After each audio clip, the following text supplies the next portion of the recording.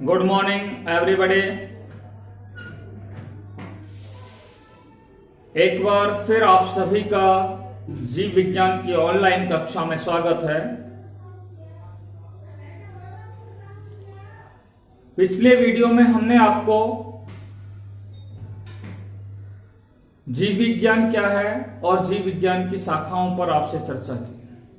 What is the meaning of biology and it's branches, और इसकी शाखाओं पर आपसे चर्चा की थी।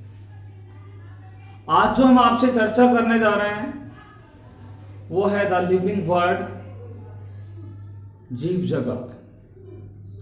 आपको पता है कि पृथ्वी पर विभिन्न प्रकार के जीव जंतु और पेड़ पौधे पाए जाते हैं। पृथ्वी पर विभिन्न प्रकार के जीव जंतु और पेड़ पौधे पाए जाते हैं। इनकी संख्या क्या होती है? असंख्य होती है। ये पेड़ पौधे और जीव जंतु जो होते हैं वो आकार आकृति की दृष्टि से, कार्यकी की दृष्टि से कैसे होते हैं? भिन्न होते हैं। कैसे होते हैं? आकार की दृष्टि से और कार्यकी की दृष्टि से कैसे होते हैं? भिन्न होते हैं। अर्थात पृथ्वी पर जैव विविधता क्या है? पाई जाती है, बायोडाइवर्सिटी पाई जाती है। पृथ्वी पर जो जीव पाए जाते हैं उनमें क्या होती है? प्रतिस्पर्धा होती है। उनमें प्रतिस्पर्धा जो होती है वो या तो भोजन के लिए होती है, या आवास के लिए होती है, या फिर जनन के लिए होती है। परंतु कुछ ऐसे भी जीव होते हैं जो आपस में एक दूसरे का क्या करते हैं? सहयोग करते हैं, समन्वय करते हैं। ये जीव जो होते हैं, पृथ्वी पर जितने भी जीव पाए जाते हैं वो अजैविक कारकों से क्या होते हैं? अंतर संबंधित होते हैं। किससे संबंधित होते हैं? अजैविक कारकों से अंतर संबंधित होते हैं। ये जीव पृथ्वी पर भिन्न भिन्न आवासों में क्या है? पाए जाते हैं। भिन्न भिन्न आवासों में रहते हैं, निवास करते हैं। कुछ जंतु ऐसे होते हैं जो जंगलों में निवास करते हैं, तो कुछ जंतु ऐसे होते हैं जो पहाड़ों पर, पठारों पर पाए जाते हैं, तो कुछ जंतु ऐसे होते हैं जो नदियों में पाए जाते हैं, कुछ जंतु ऐसे होते हैं जो समुद्री जल में पाए जाते हैं, कुछ जंतु ऐसे होते हैं जो लवणीय और अलवणीय प्रकार के जल में पाए जाते हैं, कुछ जंतु ऐसे होते हैं जो, या कुछ पादप या जंतु ऐसे होते हैं जो फ्रेश वाटर में पाए जाते हैं, कुछ जंतु ऐसे होते हैं जो मरुस्थलीय क्षेत्रों में निवास करते हैं, कुछ जंतु ऐसे होते हैं जो ध्रुवों पर भी क्या है? पाए जाते हैं, जहां पे बर्फ पड़ती है, जहां पर बर्फ प्रचुर मात्रा में पाई जाती है। तो ध्रुवीय प्रदेशों में भी क्या है? विभिन्न प्रकार के जीव जंतु और पेड़ पौधे क्या है? निवास करते हैं। आपको बता दें, पृथ्वी पर ये निवास करने वाले जो जीव होते हैं, इन जीवों में विविधता पाई जाती है। विविधता के साथ साथ, विविधता तो पाई जाती है, साथ में इन जीवों के अंदर कुछ मूलभूत क्या पाई जाती है? समानताएं भी पाई जाती है। पृथ्वी पर निवास करने वाले जीवों में विविधता तो पाई जाती है, डाइवर्सिटी तो पाई जाती है, भिन्नता तो उनमें पाई जाती है, ठीक है। परंतु आपको बता दूं, उनमें कुछ मूलभूत क्या होती है? समानताएं पाई जाती है। जैसे मैं आपको एक जरा सा एग्जांपल दे रहा हूं। एक ही माता पिता की सभी संतानें समान नहीं होते। उनको अगर देखा जाए तो आकार की दृष्टि से, कार्यकी की दृष्टि से वो कैसे होते हैं? भिन्न होते हैं। परंतु उनमें कुछ मूलभूत क्या होती है? समानताएं होती है, ठीक है। तो कहने का मतलब, पृथ्वी पर जो जीव पाए जाते हैं उनमें विविधता तो पाई जाती है, साथ में उनमें क्या पाई जाती है? मूलभूत समानताएं पाई जाती है, जिनका अध्ययन हम सजीवों के लक्षणों के रूप में करेंगे। जिनका अध्ययन हम किसके रूप में करेंगे? सजीवों के लक्षणों के रूप में करेंगे, ठीक है। तो आइए हम बात करते हैं जीव जगत का। ये प्रथम टॉपिक है जिस पर हम आपसे बात करने जा रहे हैं कि सजीवों के लक्षण, characteristics of living organism. Today we are going to discuss about characteristics of living organism. सजीवों के क्या लक्षण होते हैं, ठीक है। देखिए, इस पर हम आपसे बात करने जा रहे हैं, सजीवों के लक्षण। आज का ये हमारा मेन टॉपिक है।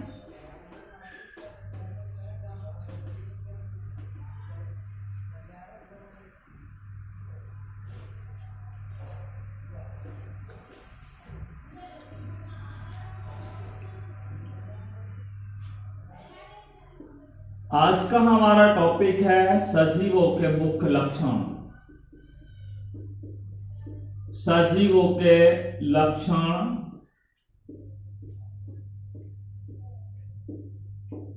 कैरेक्टरिस्टिक्स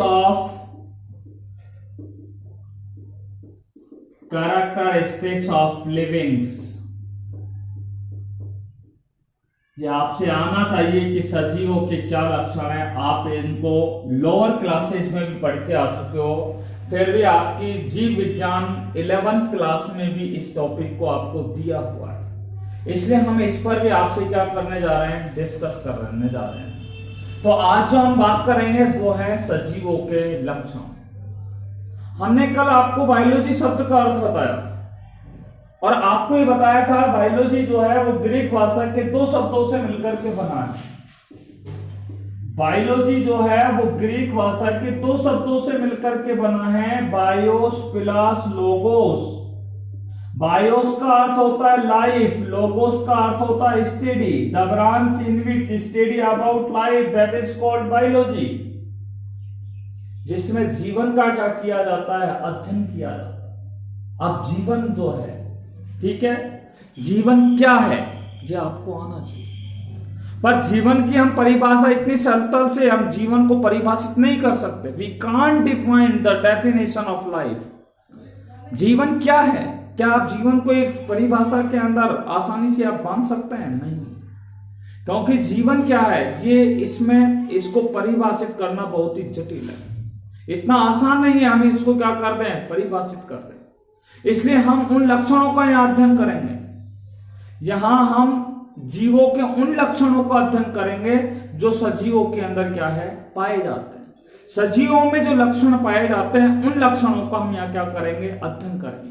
अर्थात सजीवों के मुख्य लक्षण निम्न होते हैं। जैसे मैं आपको बता रहा हूं, सजीवों में महत्वपूर्ण लक्षण होता है उपापचय की क्रिया। सजीवों में दूसरा लक्षण होता है वृद्धि करना। सजीवों में तीसरा महत्वपूर्ण लक्षण होता है प्रजनन करना। चौथा है गति करना, पोषण करना, उत्तेजनशीलता, आकार आकृति, विभिन्नताएं, अनुकूलताएं, मृत्यु, कोशिकीय संरचना, और आपको पता है सजीव जो होते हैं उनका एक निश्चित जीवन काल होता है। ये सारे लक्षण किसके हैं, सजीवों के लक्षण। पर हम इन लक्षणों पर आपसे बारी बारी से क्या करेंगे, इन सभी महत्वपूर्ण लक्षणों पर आपसे चर्चा करने जा रहे हैं, ठीक है। तो सजीवों के मुख्य लक्षण हैं और उन लक्षणों में सबसे पहला लक्षण है जिस पर आपसे चर्चा करने जा रहे हैं, और उस लक्षण का नाम है उपापचय। क्या है, उपापचय पर आपसे बात करने जा रहे हैं। देखिए भैया, उपापचय क्या है, what is the meaning of metabolism. What is the meaning of metabolism?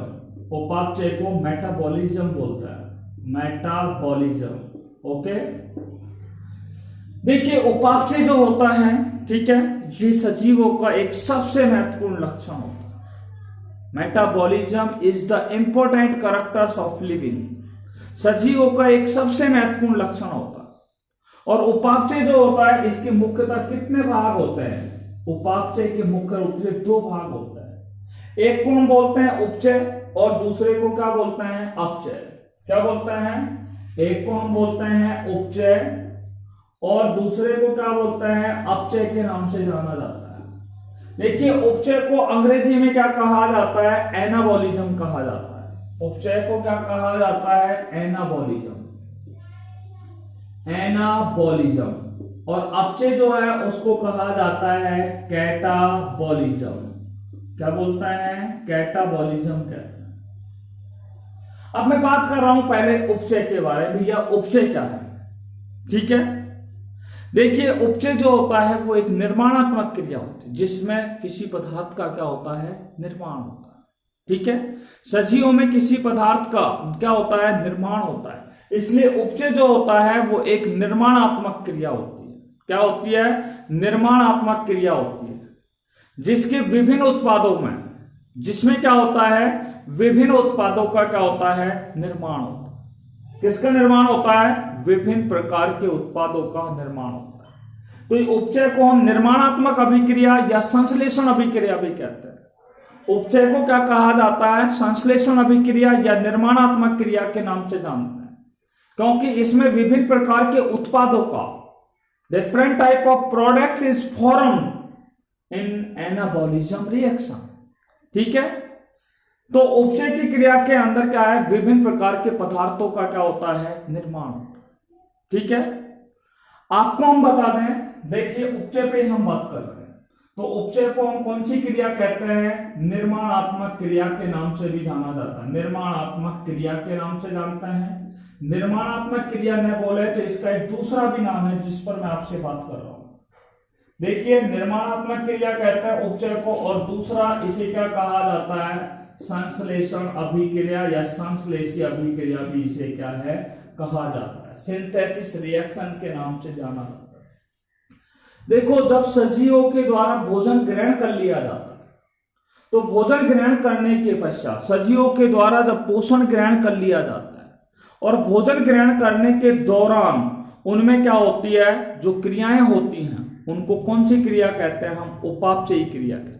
परंतु ये परिभाषा एक सुफिशिएंट परिभाषा नहीं है, इसलिए हमें पहले उपापचय की क्रिया को समझाने के लिए, उपापचय की क्रिया को समझने के लिए हमें उसके इन दो भागों को समझना होगा, जिसमें उपचय और अपचय को समझना होगा। भाई, उपचय क्या है?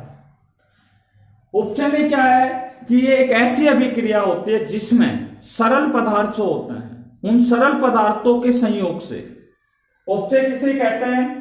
कि जिसमें सरल पदार्थ जो होते हैं वो सरल पदार्थ क्या होते हैं? आपस में संयोग करते हैं, और सरल पदार्थों के संयोग से किसका निर्माण होता है? जटिल पदार्थों का क्या होता है? निर्माण होता है। ठीक है, जिसमें सरल कार्बनिक पदार्थों से जटिल कार्बनिक पदार्थों का क्या होता है? निर्माण होता है। या सरल पदार्थ जो होते हैं वो जटिल पदार्थों के सरल पदार्थों से जटिल पदार्थों का क्या हो जाता है? निर्माण हो जाता है। इसको समझाने के लिए मैं आपको बता रहा हूं।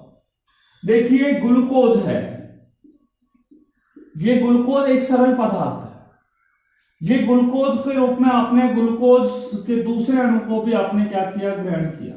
ठीक है, ग्लूकोज भी एक सरल क्या है? पदार्थ है। ये दूसरा भी ग्लूकोज है, ये भी क्या है? सरल पदार्थ है।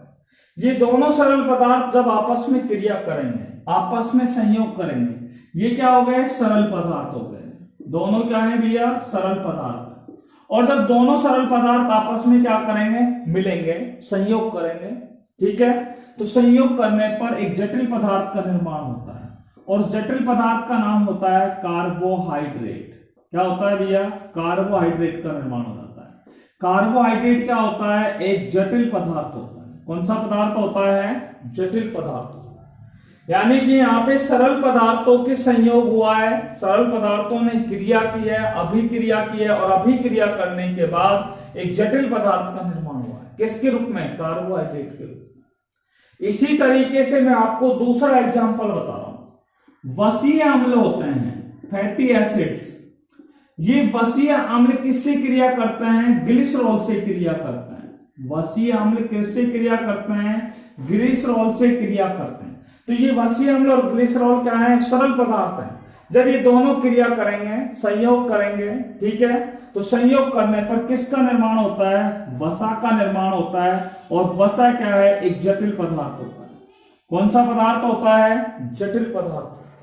ठीक है, तो आपने देखा कि सरल पदार्थ आपस में संयोग करके एक जटिल पदार्थ का क्या करते हैं? निर्माण करते हैं, जिसे क्या कहते हैं? उपचय अभिक्रिया कहते हैं। कौन सी अभिक्रिया कहते हैं? उपचय की अभिक्रिया कहते हैं, या उपचय की क्रिया के नाम से उसे जाना जाता है, या उसे संश्लेषी अभिक्रिया के नाम से जाना जाता है, या उसे निर्माणात्मक अभिक्रिया के नाम से भी क्या है? जाना जाता है। ठीक है, देखिए, एनाबॉलिज्म आपकी समझ में आ गया। अब मैं आपसे बात करने जा रहा हूं अपचय की क्रिया के बारे में। देखिए, अपचय क्या है? अपचय में क्या होता है कि जटिल कार्बनिक जो पदार्थ होता है, ठीक है, उन जटिल कार्बनिक पदार्थों को किसमें तोड़ा जाता है? सरल कार्बनिक पदार्थों में तोड़ा जाता है। जब जटिल कार्बनिक पदार्थों का अपघटन किसमें हो जाए? सरल कार्बनिक पदार्थों में हो जाए। जैसे आपने भोजन के रूप में वसा को क्या किया है? ग्रहण किया है। भोजन के रूप में आपने वसा को क्या किया है? ग्रहण किया। तो इस वसा का क्या होगा भैया, आंतों के अंदर, छोटी आंत के अंदर इसका क्या होगा, पाचन होगा। ठीक है, किसमें पाचन होगा, छोटी आंत के अंदर पाचन होगा। और वसा जो होगा ये क्या है, एक जटिल पदार्थ है। कौन सा पदार्थ है, जटिल पदार्थ है। और ये वसा किससे क्रिया करेगा, ठीक है, ये वसा जो होगा वो पितरसों से क्या करेगा, क्रिया करेगा। पितरस कहां से आते हैं, यकृत जो होता है उसके अंदर क्या होता है, पित्ताशय होता है, उस पित्ताशय से पितरसों का निर्माण होता है। ये पितरस जो आपने भोज्य पदार्थ के रूप में वसा को ग्रहण किया है, उस वसा से क्रिया कौन करता है, पितरस क्रिया करता है। और जब पितरस क्रिया करते हैं तो वसा जो होता है वो सरल पदार्थों में परिवर्तित हो जाता है, अर्थात वसा जो होता है वो वसीय अम्ल और किस में परिवर्तित हो जाता है, ग्लिसरॉल में परिवर्तित हो जाता है। तो ये क्या है, वसा है वो जटिल पदार्थ है, और वसीय अम्ल और ग्लिसरॉल कौन से पदार्थ हैं, सरल पदार्थ होते हैं। कौन से पदार्थ होते हैं, सरल पदार्थ होते हैं। तो परिभाषा क्या निकल के, यहां पे आपने देखा उल्टा है, उपचय अभिक्रिया जो होती है उसकी जस्ट विपरीत कौन सी अभिक्रिया होती है, अपचय अभिक्रिया होती है। उपचय में तो क्या होता है, सरल पदार्थ किसमें परिवर्तित हो जाते हैं, जटिल पदार्थों में परिवर्तित हो जाते हैं। यह सरल पदार्थ हैं वो किसमें परिवर्तित हो गए, जटिल पदार्थ में। ग्लूकोज एक सरल पदार्थ है, ग्लूकोज यहां भी सरल पदार्थ है। दोनों ने संयोग किया, ठीक है, दोनों ने आपस में क्रिया की, क्रिया करने पर कार्बोहाइड्रेट का निर्माण हुआ। कार्बोहाइड्रेट एक जटिल पदार्थ होता है, इसलिए सरल पदार्थ किसमें परिवर्तित हो गया, जटिल पदार्थ में। उस अभिक्रिया को कौन सी अभिक्रिया कहते हैं, उपचय की अभिक्रिया कहते हैं। अब अपचय की अभिक्रिया किसे कहते हैं, जिसमें जटिल कार्बनिक पदार्थ किसमें परिवर्तित हो जाते हैं, सरल पदार्थों में, सरल कार्बनिक पदार्थों में क्या हो जाते हैं, परिवर्तित हो जाते हैं। उसे क्या कहते हैं, अपचय की अभिक्रिया कहते हैं। ठीक है, तो अपचय क्या है, आपसे पूछा जाए कि अपचय क्या है, तो आप कहेंगे कि अपचय एक ऐसी अभिक्रिया होती है जिसमें जटिल पदार्थों को, ठीक है, जटिल पदार्थों को सरल पदार्थों में क्या किया जाता है, अपघटित किया जाता है, या उनको सरल पदार्थों में तोड़ा जाता है। उसे क्या कहा जाता है, अपचय कहा जाता है। क्या कहा जाता है, अपचय कहा जाता है। तो आपने देखा कि कार्बोहाइड्रेट है या वसा है। जैसे हमने कार्बोहाइड्रेट का उदाहरण दिया, देखिए कार्बोहाइड्रेट का उदाहरण यहां पे दे रहे हैं। कार्बोहाइड्रेट ये एक जटिल पदार्थ है, आपने भोज्य पदार्थ के रूप में कार्बोहाइड्रेट को ग्रहण किया, तो ये कार्बोहाइड्रेट होगा, उसका क्या है, आपके मुख गुहा में भी पाचन होता है, ठीक है, आपके आमाशय में भी क्या होता है, पाचन होता है, ठीक है, कम होता है, आंतों में भी पाचन होता है। तो कार्बोहाइड्रेट जो होगा वो किस में परिवर्तित हो जाएगा, ग्लूकोज प्लस ग्लूकोज में क्या हो जाएगा, परिवर्तित हो जाएगा। ये ग्लूकोज और ग्लूकोज क्या है, सरल पदार्थ होते हैं, ठीक है। कौन से पदार्थ होते हैं, सरल पदार्थ होते हैं। जब जटिल पदार्थ किसमें परिवर्तित हो जाए, सरल पदार्थों में परिवर्तित हो जाए तो उसे अपचय अभिक्रिया कहते हैं। और जब सरल पदार्थ किसमें परिवर्तित हो जाए, जटिल पदार्थों में परिवर्तित हो जाए तो उसे कौन सी अभिक्रिया कहते हैं, अपचय की अभिक्रिया कहते हैं। बात समझ में आगे होगी, अपचय क्या है और उपचय क्या है। बस एक दूसरे के जस्ट कैसी है, विपरीत अभिक्रिया है। इसलिए हम क्या कह सकते हैं कि आप देखिए अपचय और उपचय की क्रिया को ध्यान से सुनना, अपचय और उपचय की क्रिया को सम्मिलित रूप से, सामूहिक रूप से कौन सी क्रिया कहा जाता है, उपापचय क्रिया कहा जाता है। आपसे पूछा जाए कि उपापचय किसे कहते हैं तो आपको पता लग गया कौन से, कि उपचय और अपचय की सामूहिक क्रिया को ही, अपचय और उपचय की सामूहिक क्रिया को ही क्या कहा जाता है, उपापचय की क्रिया कहा जाता है। या अपचय या उपचय की सम्मिलित क्रिया को ही क्या कहा जाता है, उपापचय की क्रिया कहा जाता है। देखिए उपापचय की क्रिया से तात्पर्य आपको पता लग गया होगा। क्या तात्पर्य है कि हमारे शरीर में भोजन के पाचन के लिए, हमारे शरीर में भाई उपापचय क्या है उसका हम तात्पर्य बताने जा रहे हैं कि हमारे द्वारा भोजन किया गया, ठीक है, और भोजन के पाचन के लिए क्या है, जटिल पदार्थों का क्या किया जाता है, संश्लेषण किया जाता है।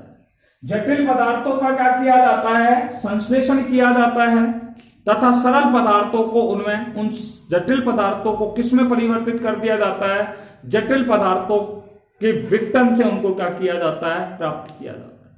उसे क्या कहते हैं, उपापचय कहते हैं। तो उपापचय की क्रिया से तात्पर्य हमने बताया कि हमारे शरीर में भोजन के पाचन के लिए जटिल पदार्थों का संश्लेषण किया जाता है, वह सरल पदार्थों के विघटन से इन्हें क्या किया जाता है, प्राप्त किया जाता है। सरल पदार्थों के विघटन से इनको क्या किया जाता है, प्राप्त किया जाता है। उसे अपचयी अभिक्रिया कहते हैं। कौन सी अभिक्रिया कहते हैं, अपचयी अभिक्रिया कहते हैं। देखो, अगर हम इस टॉपिक को इतना न घुमाएं तो डायरेक्टली हम उपापचय की क्रिया अगर आपको पढ़ाते लोअर क्लासेज के अनुसार तो हम आपको बोल देते उपापचय की क्रिया किसे कहते हैं। तो आपको कहते हैं कि उपचय और अपचय की सम्मिलित क्रिया को ही उपापचय की क्रिया कहते हैं। उपापचय की क्रिया दो भागों में बटी होती है, उपचय और अपचय। आपसे पूछा जाए कि उपचय की क्रिया किसे कहते हैं, अर्थात ऐसी क्रिया जिसमें सरल पदार्थ किसमें परिवर्तित हो जाते हैं, जटिल पदार्थों में परिवर्तित हो जाते हैं, उस क्रिया को उपचय की क्रिया कहते हैं। आपसे पूछा जाए कि अपचय की क्रिया किसे कहते हैं, तो आप कहेंगे इस क्रिया के अंतर्गत जटिल पदार्थ जो होते हैं वो किसमें परिवर्तित हो जाते हैं, सरल पदार्थों में क्या हो जाते हैं, परिवर्तित हो जाते हैं। ये सजीवों का पहला करैक्टर था जिसको हम बोलते हैं उपापचय की क्रिया। और मानव के शरीर के अंदर विभिन्न प्रकार की जैविक क्रियाएं होती हैं, जैसे श्वसन की क्रिया है, पाचन की क्रिया है, उत्सर्जन की क्रिया है। ये सभी क्रियाएं उपापचयी क्रियाओं के अंतर्गत आती है। ठीक है, किसके अंतर्गत आती है, उपापचयी क्रियाओं के अंतर्गत आती है। देखिए, हमने आपसे उपापचय के बाद अब दूसरे करैक्टर पर आपसे बात करने जा रहे हैं और वो है वृद्धि। सजीवों का दूसरा लक्षण है जिस पर आपसे हम बात करेंगे। ठीक है, देखिए दूसरा जो महत्वपूर्ण लक्षण है सजीवों का और वो है कौन सा, वृद्धि पर आपसे बात करने जा रहे हैं। दूसरा महत्वपूर्ण लक्षण है वृद्धि, जिसको इंग्लिश में बोलते हैं ग्रोथ। वृद्धि भी जीवों का एक महत्वपूर्ण या विशिष्ट लक्षण होता है। वृद्धि भी जीवों का एक महत्वपूर्ण क्या होता है, लक्षण होता है या विशिष्ट गुण होता है। अब क्या है, जीवों के शरीर में क्या होती है, उपापचयी क्रियाएं हुई। अभी आपने देखा जीवों के शरीर में उपापचयी क्रियाओं के फलस्वरूप जीवों में क्या होती है, वृद्धि होती है। इसलिए मैंने आपको सबसे पहले उपापचय बताया। भाई जीवों के अंदर उपापचयी क्रियाएं हो जाती हैं, होने के बाद ही उनमें क्या होती है, वृद्धि होती है।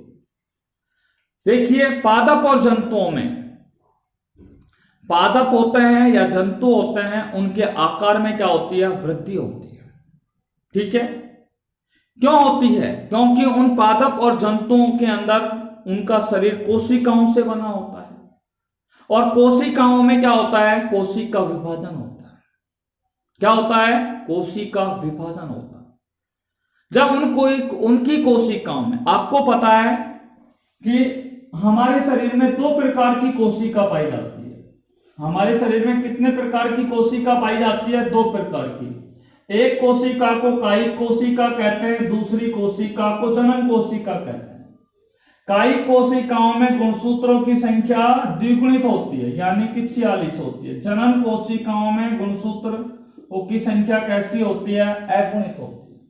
ठीक है, तो हमारे शरीर के अंदर जब आप देखिए, जब हमारा जन्म हुआ था, ठीक है, तो हमारी जो लंबाई थी वो लगभग 18 से लेकर के 25 सेंटीमीटर के लगभग थी।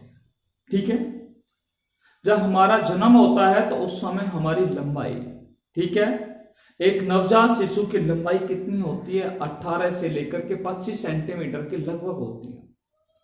परंतु जब मनुष्य वयस्क हो जाता है तो उसकी लंबाई 5 फुट 6 फीट के लगभग हो जाती है। भिन्न भिन्न व्यक्तियों की लंबाई भिन्न भिन्न होती है। ठीक है, ये भिन्न भिन्न क्यों होती है, क्योंकि उनके अंदर जो कोशिकाएं होते हैं, उन कोशिकाओं में क्या होता है, कोशिका विभाजन होता है। एक आपने बीज को क्या है, मृदा में रोपित किया। बीज को मृदा में रोपित करने के पश्चात क्या होगा, वो बीज जो होगा वो अंकुरित होगा। अंकुरित होने के बाद एक नवजात पौधे का निर्माण होगा। वो नवजात पौधे की कोशिकाएं होंगी, वो निरंतर क्या करेगी, कोशिका विभाजन करेगी। और जब वो निरंतर रूप से कोशिका विभाजन करेगी तो कोशिका विभाजन के फलस्वरूप उसके आकार में क्या होगी, वृद्धि होगी। और आप देखिए बहुत ही बड़े विशालकाय पौधे आप लोग देख सकते हैं, वार्षिक पौधे देख सकते हैं, ठीक है, द्विवार्षिक पौधे देख सकते हैं, बहुवार्षिक पादप आप देख सकते हैं। तो उन पादपों के अंदर जो वृद्धि होती है वो किसके कारण होती है, कोशिका विभाजन के फलस्वरूप होती है। अर्थात हम कह सकते हैं पौधे और जंतुओं में जो कोशिका विभाजन होता है, उस कोशिका विभाजन के फलस्वरूप उनके अंदर क्या होती है, वृद्धि होती है। मैंने आपको बताया जीवों में दो प्रकार की कोशिका पाई जाती है, एक कायिक कोशिका और दूसरी जनन कोशिका। और कायिक कोशिकाओं में जो कोशिका विभाजन होता है, मैं आपको बता देता हूं कौन सा विभाजन होता है, समसूत्र विभाजन होता है। और जनन कोशिकाओं में जो कोशिका विभाजन होता है वो कौन सा विभाजन होता है, अर्धसूत्री विभाजन होता है। परंतु अर्धसूत्री विभाजन कब होता है मैं आपको बता देता हूं, जब युग्मकों का क्या होता है, निर्माण होता है। युग्मकों के निर्माण की क्रिया के दौरान क्या होता है, अर्धसूत्री विभाजन जनन कोशिकाओं में होता है। मैं आपको बता दूं कोशिका विभाजन जो होता है वो मुख्य रूप से कितने प्रकार का होता है, देखिए 3 प्रकार का होता है। ज्यादातर आप लोगों ने जो पढ़ा होगा वो 2 प्रकार का, पर मैं आपको एक सामान्य तौर से बता रहा हूं, सामान्य रूप से। पहला होता है असूत्री विभाजन, दूसरा होता है समसूत्री विभाजन, तीसरा होता है अर्धसूत्री विभाजन। ठीक है, तो ये कोशिका विभाजन जो होता है वो सामान्य रूप से मैंने आपको बताया 3 प्रकार का विभाजन होता है। ठीक है, तो आपको पता है कि कोशिक उपापचयी क्रियाएं, जीवों के शरीर में जब उपापचयी क्रियाएं हो जाती हैं तो उपापचयी क्रियाओं के फलस्वरूप उन जीवों में क्या होती है, वृद्धि होती है। पादप और जंतुओं में कोशिका विभाजन के फलस्वरूप क्या होती है, वृद्धि होती है, जिससे उन जीवों के आकार और आकृति में क्या होती है, वृद्धि हो जाती है। ठीक है, एक आपने देखा है कि एक नवजात शिशु जो होता है उसका आकार छोटा है, मैंने अभी आपको बताया 18 से 25 सेंटीमीटर होता है।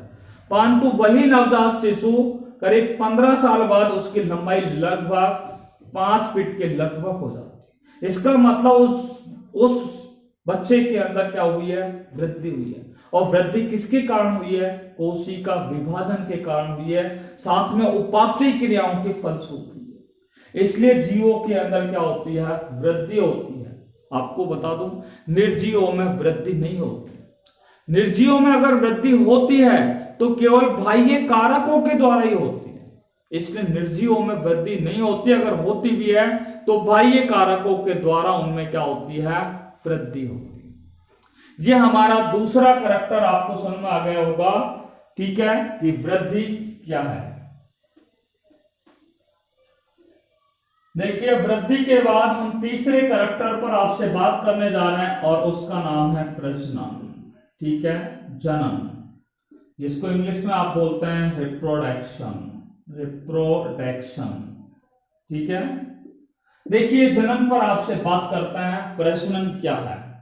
देखो हमने गेहूं के बीज को बोया और बोने के बाद, ठीक है, बोने के बाद उसके अंदर क्या होता है, अंकुरण होता है। अंकुरण के बाद आपको पता है, ठीक है, एक नवजात पौधे का निर्माण होता है जिसमें जड़ तना पत्ती का निर्माण हो जाता है। जड़ तना पत्ती के निर्माण के पश्चात उनके अंदर क्या है, पुष्पन की क्रिया होती है, बीजों के निर्माण की क्रिया होती है। और आप देखिए कि हमें एक बीज से करीब 15 बीज दाने क्या हो जाते हैं, प्राप्त हो जाते हैं। तो आपने देखा है कि गेहूं के दाने से गेहूं के दाने का ही निर्माण हुआ। ठीक है, गाय से बछड़ा, ठीक है, गाय से क्या है, गाय का बछड़े का, ठीक है, क्या हुआ, जन्म हुआ। मानव से मानव का निर्माण हुआ। अर्थात प्रत्येक जो जीव होता है वो क्या काम करता है, अपने अस्तित्व को बनाए रखने के लिए, अपनी सात्यता को बनाए रखने के लिए अपने ही समान नए जीव का क्या करता है, निर्माण करता है। प्रत्येक जीव जो होता है वो अपने अस्तित्व को बनाए रखने के लिए, ठीक है, यानी कि प्रत्येक जीव अपने जीवन काल को समाप्त होने से पूर्व वो क्या करता है, जनन की क्रिया में भाग लेता है और अपने समान नए जीव का क्या कर देता है, निर्माण करता है। और अपने समान नए जीव का निर्माण जब हो जाता है तो उसका अस्तित्व क्या है, बना रहता है। इसलिए मैंने बोला कि प्रत्येक जीव जो होता है वो अपने अस्तित्व को बनाए रखने के लिए अपने ही समान नए जीव का क्या करता है, निर्माण करता है। उसे क्या कहते हैं, प्रजनन कहते हैं। क्या कहते हैं, प्रजनन कहते हैं। देखो सभी जीव जो होते हैं, सभी सजीव जो होते हैं वो प्रजनन की क्रिया करते हैं। सभी सजीव जो होते हैं वो प्रजनन करते हैं, चाहे पौधे हों चाहे जंतु हो। और प्रजनन की क्रिया द्वारा अपनी जाति के सदस्यों की संख्या को क्या करते हैं, बढ़ाने का कार्य करते हैं। प्रत्येक सजीव प्रजनन की क्रिया करता है और प्रजनन की क्रिया के माध्यम से वो अपनी जाति के सदस्यों की संख्या को क्या करते हैं, बढ़ाने का क्या करते हैं, कार्य करते हैं। आपको बता दें जनन जो होता है वो मुख्यतः कितने प्रकार का होता है, 2 प्रकार का होता है। ठीक है, जनन कितने प्रकार का होता है, प्रजनन कितने प्रकार का होता है बेटा, 2 प्रकार का होता है। देखो एक होता है अलैंगिक जनन और दूसरा होता है लैंगिक जनन। अलैंगिक जनन और दूसरा कौन सा होता है, लैंगिक जनन। अलैंगिक जनन को हम असंग जनन भी कहते हैं। कौन सा जनन कहते हैं, असंग जनन भी कहते हैं। और लैंगिक जनन को हम उभय मिश्रण भी कह सकते हैं, एम्फीगोनी भी कह सकते हैं, या इसे एम्फीमिक्सिस भी कहा जाता है। ठीक है, तो अलैंगिक जनन जो होता है वो मुख्य रूप से कितने प्रकार का होता है, 2 प्रकार का होता है। एक होता है जिसको बोलते हैं अनिषेक बीजता। क्या बोलते हैं, अनिषेक बीजता, एग्मोस्पर्मी के नाम से जाना जाता है। और दूसरा जो होता है उसे कहा जाता है कायिक जनन। इसलिए कई बुकों में आपको जनन के कितने प्रकार मिलेंगे, 3 प्रकार मिलेंगे। कौन से, कायिक जनन, अलैंगिक जनन और लैंगिक जनन। पर हायर क्लासेज में आप पढ़ेंगे तो अलैंगिक जनन के अंतर्गत ही कायिक जनन को क्या है, रखा गया है। अलैंगिक जनन के अंतर्गत ही किस जनन को रखा गया है, कायिक जनन को रखा गया है। इसलिए हायर क्लासेज में अगर आप पढ़ेंगे तो प्रजनन 2 प्रकार का होता है, अलैंगिक जनन और लैंगिक जनन। अलैंगिक जनन 2 प्रकार का होता है, अनिषेक बीजता और कायिक जनन। I think all of you understand. इसलिए कायिक जनन को किसके अंतर्गत रखा गया है, अलैंगिक जनन के अंतर्गत रखा है। लोअर क्लासेज में जब आपको कई बार हम लोग पढ़ाते हैं तो हम बता देते हैं जनन 3 प्रकार का होता है, कायिक जनन, अलैंगिक जनन और लैंगिक जनन। So don't confuse here, just I am telling here that the vegetative reproduction is include in asexual reproduction. ठीक है, कायिक जनन को किसमें शामिल किया गया है, अलैंगिक जनन में क्या है, शामिल किया गया है।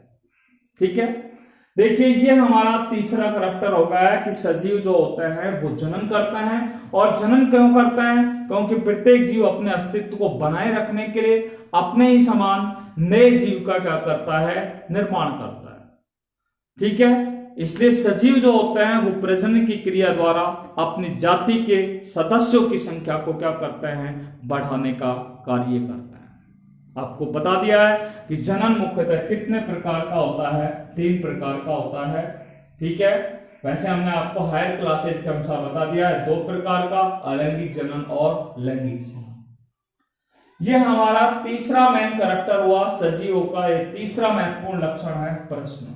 ठीक है, प्रजनन के बाद हम आपको बात करते हैं 4th वन कैरेक्टर के बारे में। देखिए ये चौथा कैरेक्टर है वो सजीवों का सबसे महत्वपूर्ण लक्षण है, जिसको हम बोलते हैं पोषण, nutrition. What is the meaning of nutrition? देखिए पोषण पर हम आपसे बात करने जा रहे हैं, पोषण, न्यूट्रिशन। ठीक है, देखिए पोषण क्या है। आपको पता है कि पृथ्वी पर जितने भी जीव पाए जाते हैं, चाहे पौधे हों चाहे जंतु, वो सभी क्या करते हैं, जैविक क्रिया करते हैं। अर्थात जैविक क्रिया का मतलब वो श्वसन की क्रिया भी करते हैं, उत्सर्जन की क्रिया भी करते हैं, परिवहन की क्रिया भी करते हैं, यानी कि उनके अंदर पाचन की क्रिया भी होती है। तो ये विभिन्न प्रकार की जैविक क्रियाएं उन जीवों में होती है, उन पादपों में भी होती है, उन जंतुओं में भी होती है। पादपों में प्रकाश संश्लेषण की क्रिया भी होती है, वाष्पोत्सर्जन की क्रिया भी होती है, श्वसन की क्रिया भी होती है। ऐसे ही जंतुओं में भी श्वसन की क्रिया होती है, ठीक है, पाचन की क्रिया होती है, उत्सर्जन की क्रिया होती है, परिसंचरण की क्रिया होती है, जनन की क्रिया होती है। तो ये सभी जैविक क्रियाओं को पूरा करने के लिए, ठीक है, उन जीवों के अंदर ये सभी जैविक क्रियाओं को पूरा करने के लिए किसकी आवश्यकता होती है? ऊर्जा की आवश्यकता होती है। और उन जीवों को इन जैविक क्रियाओं को पूरा करने के लिए ऊर्जा किससे प्राप्त होती है? भोजन से प्राप्त होती है। भाई कार्य करने के लिए, किसी भी जीव को कार्य करने के लिए ऊर्जा की तो आवश्यकता होती है, इसलिए उन्हें कार्य करने के लिए किसकी आवश्यकता होती है? पोषण की आवश्यकता होती है, भोजन की क्या होती है? आवश्यकता होती है। इसलिए वो अपनी जैविक क्रियाओं को सुचारू रूप से बनाए रखने के लिए वो क्या करते हैं? भोजन क्या है? ग्रहण करते हैं। ठीक है, आपको बता दूं, भिन्न भिन्न जो जीव होते हैं उनमें पोषण की जो क्रिया होती है, ठीक है, भिन्न भिन्न जीव जो होते हैं उनमें पोषण की जो विधियां होती हैं वो अलग अलग होती है, भिन्न भिन्न होती है। ठीक है, पोषण के आधार पर मुख्य रूप से जीवों को दो भागों में बांटा गया है, मुख्य रूप से बताया मैंने। वैसे तो पोषण के आधार पर जीव अलग अलग प्रकार के होते हैं, बहुत सारे प्रकार के होते हैं, पर पोषण की दृष्टि के आधार पर हम आपको बता रहे हैं। पोषण के आधार पर जीव जो होते हैं वो कितने प्रकार के होते हैं? दो प्रकार के होते हैं। एक होते हैं स्वपोषी, स्वपोषी जिनको बोलते हैं ऑटोट्रॉफ्स, और दूसरे होते हैं विषमपोषी या उन्हें हम परपोषी भी कहते हैं, हेट्रोट्रॉफ्स के नाम से जानते हैं। ठीक है, पोषण के आधार पर जीव दो प्रकार के होते हैं, स्वपोषी और दूसरा कौन सा होता है? विषमपोषी, जिसे परपोषी कहा जाता है। स्वपोषी, स्व का मतलब होता है अपना, पोषी का मतलब पोषण, अर्थात ऐसे जीव जो अपना भोजन स्वयं क्या करते हैं? बनाते हैं। ठीक है, उन्हें क्या कहते हैं? स्वपोषी कहते हैं। पृथ्वी पर केवल मात्र कुछ जीवाणु होते हैं जो प्रकाश संश्लेषी जीवाणु के नाम से जाने जाते हैं, या फिर मुख्य रूप से क्या पाए जाते हैं? हरे पेड़ पौधे होते हैं। ये अपना भोजन क्या बनाते हैं? स्वयं बनाते हैं। और ये स्वयं कैसे बनाते हैं? कि ये पौधे क्या करते हैं? प्रकाश संश्लेषण की क्रिया के माध्यम से। ठीक है, ये पौधे जो होते हैं वो प्रकाश संश्लेषण की क्रिया के माध्यम से ये अपना भोजन क्या करते हैं? स्वयं बनाते हैं। इसलिए अधिकांशतः पादप और कुछ सूक्ष्म जीवाणु जो होते हैं वो अपना भोजन स्वयं बनाते हैं, इसलिए सभी क्या होते हैं? स्वपोषी होते हैं। जितने भी जंतु होते हैं वो अपना भोजन स्वयं नहीं बनाते हैं, बल्कि इन पेड़ पौधों पर भोजन के लिए क्या रहते हैं? आश्रित रहते हैं, निर्भर रहते हैं। अर्थात वे जीव जो अपना भोजन स्वयं नहीं बनाते हैं बल्कि दूसरे जीवों पर भोजन के लिए आश्रित रहते हैं, निर्भर रहते हैं, उन्हें क्या कहते हैं? विषमपोषी, या उन्हें क्या कहते हैं? परपोषी कहते हैं। मोस्टली जितने भी एनिमल्स होते हैं, अधिकांशतः जितने भी जंतु होते हैं वो कैसे होते हैं? विषमपोषी होते हैं, जो अपना भोजन स्वयं नहीं बनाते हैं। ठीक है, जैसे आप देखिए हमारे अंदर कई बार हम जब गंदे रहते हैं, ठीक है, जब हम अपने शरीर की स्वच्छता का ध्यान नहीं रखते हैं, तो हमारे बालों के अंदर जुएं पड़ जाती हैं, जिनको ह्यूमन पेडिकुलस कहते हैं। जू का वैज्ञानिक नाम है ह्यूमन पेडिकुलस। और वो जुआ क्या काम करती है? जुआ भी क्या है? एक जंतु है, और हम भी क्या है? एक जंतु है। तो वो जुआ हमारे शरीर से क्या करती है? रक्त को चूषण करती है। ठीक है, तो वो क्या है? रक्त को अपने भोजन के रूप में क्या करती है? ग्रहण करती है। इसलिए विभिन्न प्रकार के जो जंतु होते हैं वो एक जंतु दूसरे जंतु पर भोजन के लिए क्या रहता है? आश्रित रहता है। परंतु मेजरली जो जंतु होते हैं वो पेड़ पौधों पर क्या है? भोजन के लिए क्या रहते हैं? आश्रित रहते हैं। अर्थात ऐसे जीव जो अपना भोजन स्वयं नहीं बनाते हैं बल्कि दूसरे जीवों पर भोजन के लिए क्या रहते हैं? आश्रित रहते हैं, उन्हें विषमपोषी या उन्हें क्या कहा जाता है? परपोषी, या उन्हें हेट्रोट्रॉप्स कहा जाता है। I think all of you understand about the nutrition. तो मैंने बता दिया है कि जीवों के शरीर में जैविक क्रियाएं होती है, और जैविक क्रियाओं को पूरा करने के लिए ऊर्जा की आवश्यकता होती है। और वो ऊर्जा किससे प्राप्त करते हैं वे जीव?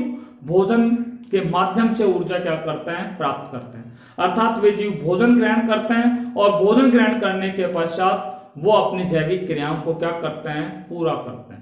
इसलिए पृथ्वी पर भिन्न भिन्न प्रकार के जीव पाए जाते हैं, और उन भिन्न भिन्न प्रकार के जीवों में पोषण की विधियां जो होती हैं वो भिन्न भिन्न होती हैं। इसलिए पोषण के आधार पर जीव जो होते हैं वो मुख्यतः दो प्रकार के होते हैं, एक होते हैं स्वपोषी और दूसरे कौन से होते हैं परपोषी या विषमपोषी के नाम से जाना जाता है। देखिए चौथा करैक्टर हो गया। नेक्स्ट करैक्टर पर आपसे चर्चा करने जा रहे हैं जिसका नाम है गति। ठीक है, मूवमेंट या लोकोमोशन क्या है इस पर हम बात करते हैं। लोकोमोशन, ठीक है, या मूवमेंट भी इसको बोलते हैं। गति ये सजीवों का एक दूसरा अन्य लक्षण है जिस पर हम बात कर रहे हैं, गति। ठीक है, देखिए गति क्या है। जंतु जो होते हैं वो एक स्थान से दूसरे स्थान पर, ठीक है, भोजन की तलाश में क्या करते हैं, गति करते हैं। जंतु जो होते हैं वो एक स्थान से दूसरे स्थान पर किसके लिए जाते हैं, भोजन की तलाश के लिए जाते हैं। ठीक है, भोजन प्राप्त करने के लिए जाते हैं। अर्थात जंतु एक स्थान से दूसरे स्थान पर क्या करते हैं, गति करते हैं।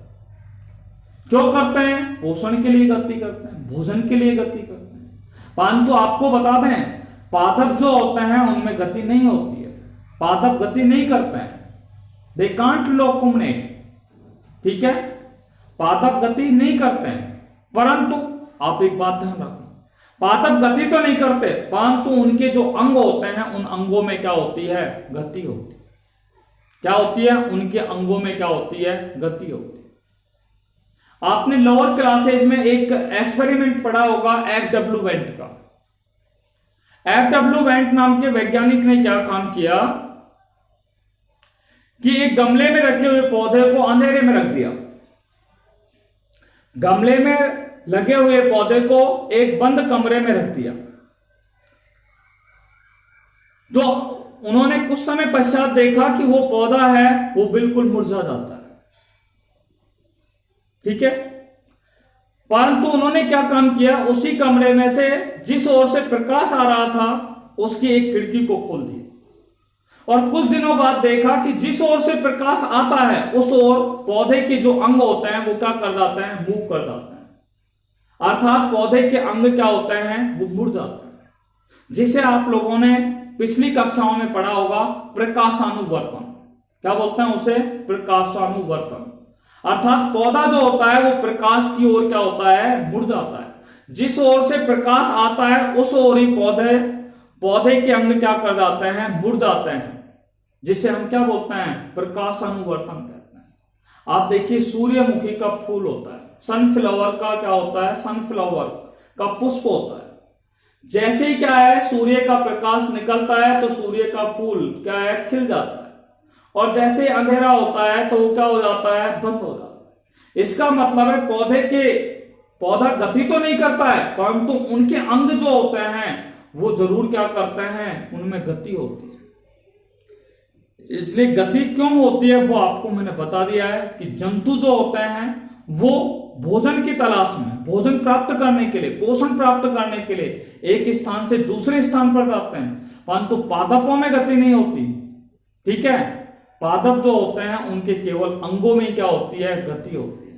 जैसे मैंने आपको बताया पौधे का प्रकाश की ओर मुड़ना, ठीक है, सूर्यमुखी के पुष्प का सूर्य के प्रकाश की उपस्थिति में खिलना। ठीक है, तो ये सारे क्या है, एक प्रकार की गति होती है। ठीक है, देखिए अगला हम टॉपिक जो गति से संबंधित है हल्का सा, जिस पर हम बात करने जा रहे हैं, नेक्स्ट है, ये छठा टॉपिक है, छठा सजीवों का लक्षण है जिसको हम बोलते हैं संवेदनशीलता। संवेदनशीलता, सेंसिबिलिटी के नाम से इसे जानते हैं, सेंसिबिलिटी के नाम से इसे जानते हैं, BILITY। ठीक है, संवेदनशीलता। देखिए बात करते हैं संवेदनशीलता क्या है। संवेदनशीलता जो है वो सजीवों का एक विशिष्ट गुण होता है, महत्वपूर्ण लक्षण होता है। क्यों होता है भैया, मैं आपको इसके लिए बता देता हूं, ध्यान से सुनने का।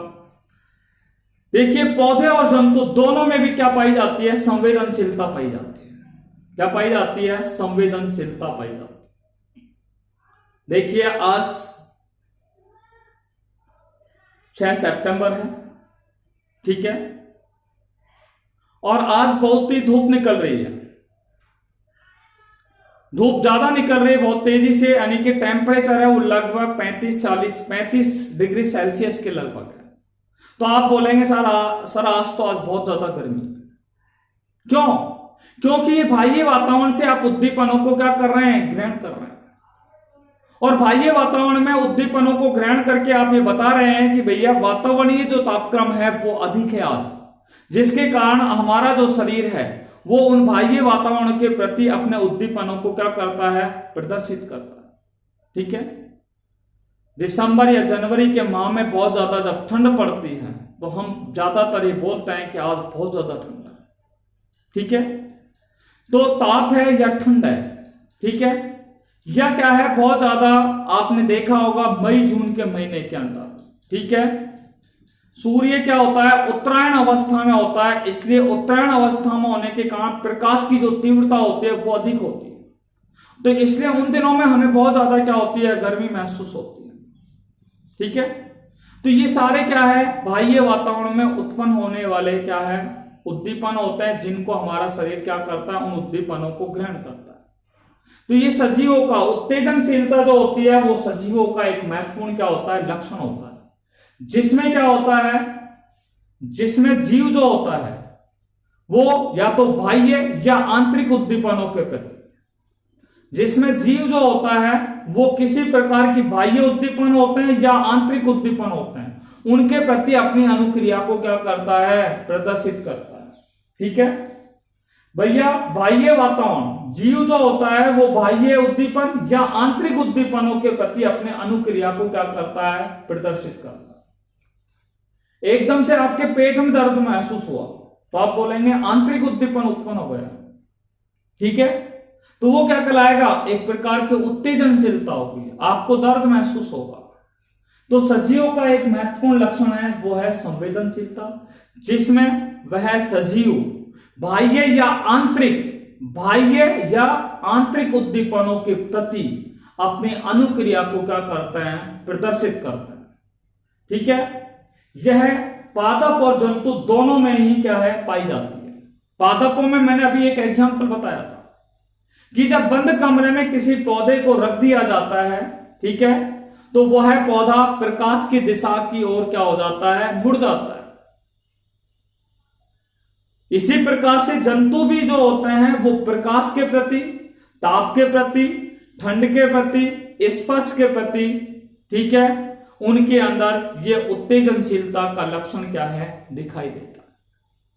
तो आज जो हमने आपसे बात की है सजीवों के लक्षणों पर, हमने आपसे केवल 6 बिंदुओं पर आपसे चर्चा की है। नंबर 1 उपापचय, नंबर 2 ये सजीवों का दूसरा लक्षण है जिसका वृद्धि, नंबर 3 प्रजनन, नंबर 4 पोषण, नंबर 5 गति और नंबर 6 संवेदनशीलता।